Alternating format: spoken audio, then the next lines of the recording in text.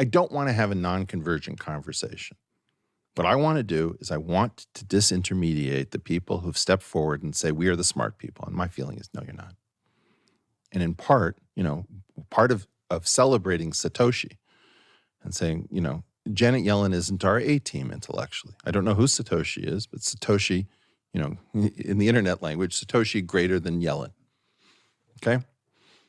So this is supposed to be the smart kids. I want to go to war with the theory that has us under somebody else's thumb. Because whether it's Paul Krugman or, Marty Feldstein, in the old days, somebody was always telling us, Alan Greenspan, okay, the Oracle has spoken. I'm anti-Oracle. And the most important thing to being anti-Oracle is to say, you guys always claim that you're the smartest people in the room. You claim that you have the right to be in sociology, in psychology, in every field weaker than you are. Okay? Are you talking about us as the big? No. The central banking, neoclassical economics. Yeah. So I keep thinking, oh, okay, so you guys have a problem with my enemy. So you're supposed to be my really close friends. Yeah. But we are. Well, that's why I want to have this conversation. Everyone's going to listen to this. I think there would be a general view amongst a lot of Bitcoiners that you wouldn't affect change by calling them out.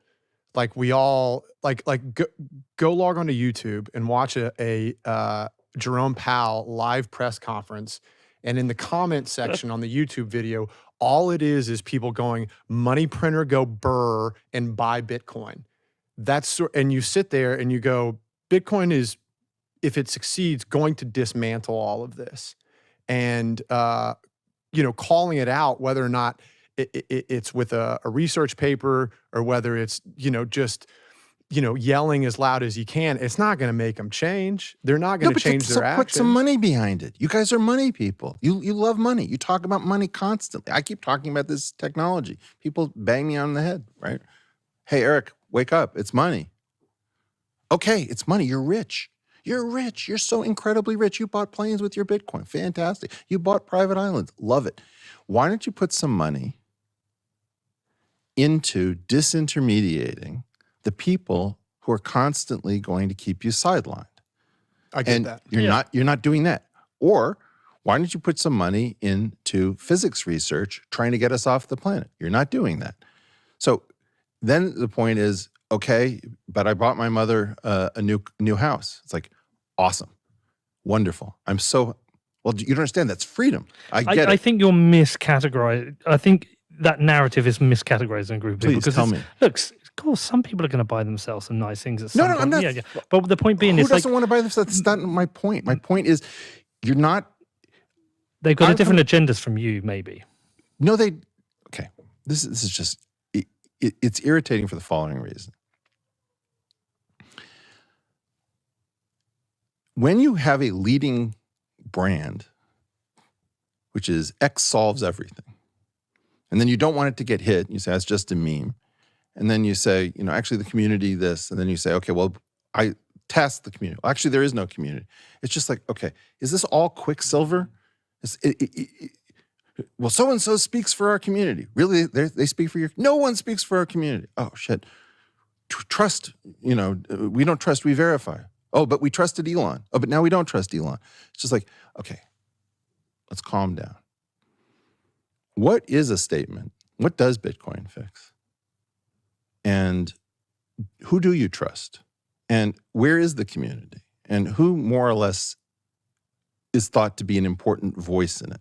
Because otherwise, it's just like the contradiction of the last thing somebody said. You should read Saylor. Does Saylor speak for the community? Not at all. Well, it's just, it is, the reality of it, it's a moving feast. It changes, it evolves, it changes shape. It's like a, I don't know, like a brain. Terminator 2. And it's learning. Yeah, Terminator 2. Okay, yes. So, yes. I tried to break into the cinema to see that because they wouldn't let me in. Okay, but the Terminator 2 thing, it's shape-shifting. It's Quicksilver. Yeah. You don't understand it. You understand Zen. And it's learning. But that also makes it much less interesting. I mean, in part, the idea is... I very specifically don't think that we're going to get rid of government. Government is going to continue. I agree. I don't think we're going to get rid of all fiat currency for various reasons. Mhm. I do think that we have an upcoming rendezvous where sovereign. I think there's going to be a lot of pressure to make Bitcoin highly regulated. It already is in places.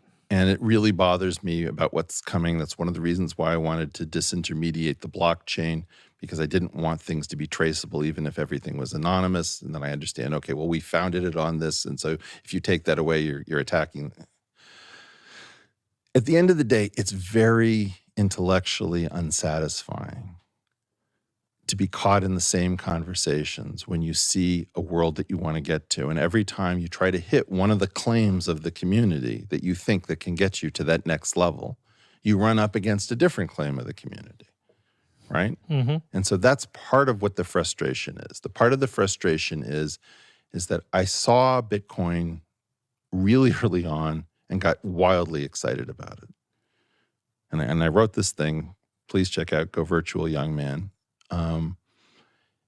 And then it just doesn't, like, same world. I'm still looking at the same world. I'm looking at a different group of people who've gotten some control over their own lives by believing in something heterodox that worked. And I think that's beautiful and it's wonderful. But man, I was excited about this beyond that. I was excited about this as a society world-changing event. And maybe the problem is that I got excited in 2010, and I got excited because I thought that there was more, that Bitcoin was more. In my own mind, I saw distributed computing as we can port the conservation laws of the physical world into the digital layer.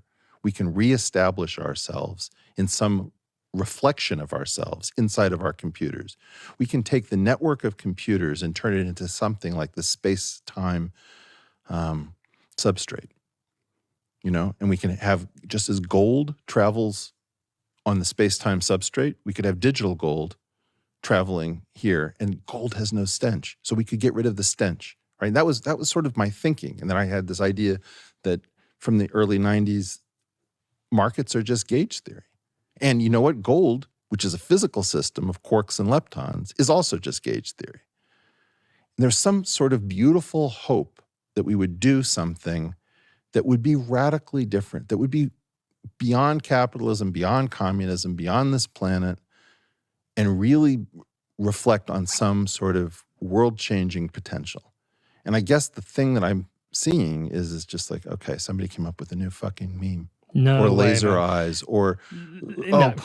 Toxicity is our best feature because it tells people who don't belong here to go away. It's like, whatever, I'm getting fucking tired.